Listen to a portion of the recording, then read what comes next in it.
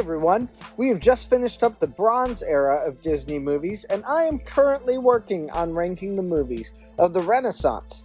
But while those movies are being watched and reviewed, I like to take some time to discuss what movie might have been my favorite Disney movie if I watched them all in the order that they were released. Let's do it! Before we get to this ranking, I just want to remind you to subscribe.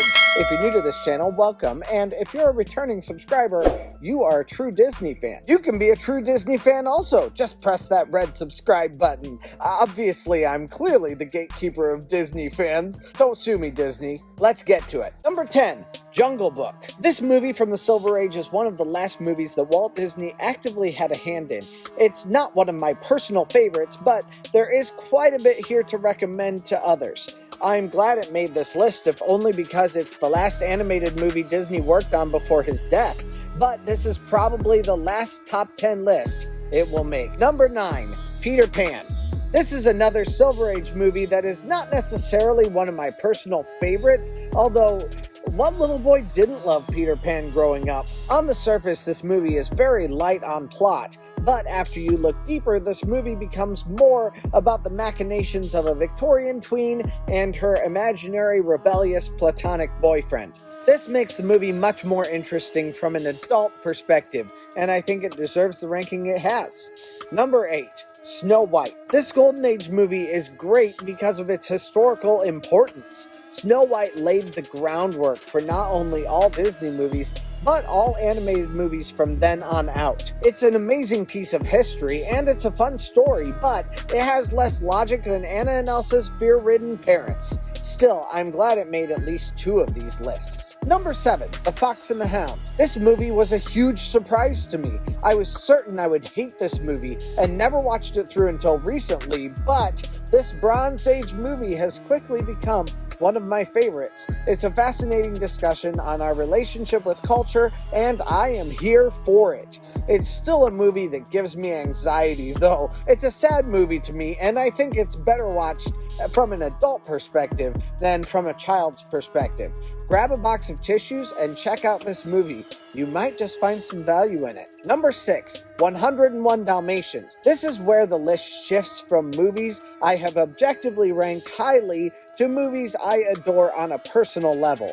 101 Dalmatians is a product of the Silver Age, and it is a gorgeous movie. It saved the Disney studio from bankruptcy, and it's just a barrel of fun. This adventure tale is one that the whole family will like, from its tension-inducing villain to its character development to the way the animation is used to create art. This movie is worth a ton on way more than just its nostalgic level, but this is just the beginning of the best movies. Now that we're at the midpoint, don't forget to like and subscribe to this channel and tell me which of these movies are your personal favorites. Here's the list of movies you can choose from. Leave me a comment below with your favorites. Number 5, The Great Mouse Detective.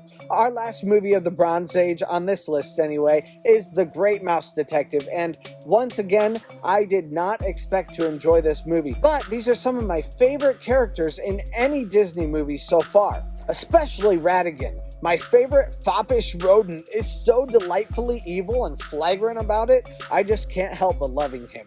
You can definitely see the seeds of the Renaissance sprouting. Number 4, Pinocchio. This was the second movie Disney ever created, and it's a masterpiece. It seems to me that the Disney animators learned from Snow White and fixed any mistakes they made in that movie. Then they created something truly amazing. Our main character is flawed and walks headfirst into many of his worst moments. He's relatable, he's naive, he's like us. We see the love of his adopted father, and we feel for those characters.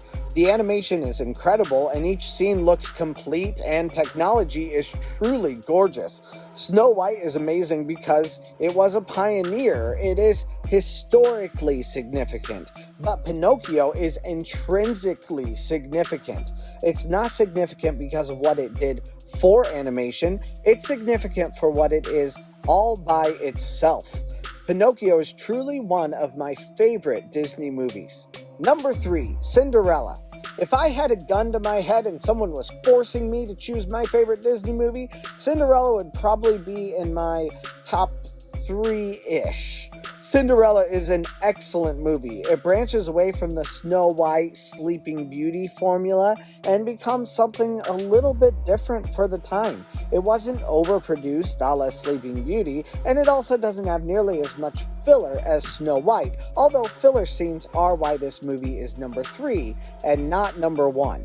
The backgrounds created by Queen of all the artists, Mary Blair, is truly spectacular. The entire endeavor is filled with romantic feeling, and this is a truly wonderful project. I love Cinderella, but I can't say it's objectively the best. Number 2, Lady and the Tramp.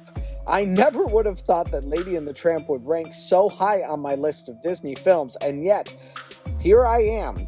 There is something truly stunning about this production. The crisp nature of the animation and the incredible textured surfaces are wonderful. The aspect ratio creates a novel experience among the Disney canon, and the story is just complex enough to be interesting and yet simple enough for your 3-year-old to understand. This movie has layers that children won't understand, but adults will find more fascinating. It's truly a wonderful story and an incredible movie. Number 1, Bambi. I love Bambi in every way, and this is the 3rd top 10 video where it ranks at number 1. Bambi is a beautiful movie. It has some deep and emotional scenes, and it also includes everyday slice-of-life moments. Part of the beauty of this movie is its truly mundane atmosphere. We repeat the same cycle of life over and over, but this is what makes Bambi stand out. Bambi reads very much like Fantasia to me, except that the music supports the story rather than the other way around. The music helps you see the cycles through which Bambi lives, and then when his mother is shot, Bambi enters a new phase of life, the phase of manhood, and all that manhood represented in the 1940s. There are specific themes in this movie that I do not appreciate, but I appreciate the time capsule that this movie is, and I think it deserves this ranking 100%. Objectively, I absolutely adore this movie, even though I would hardly say it's my personal favorite.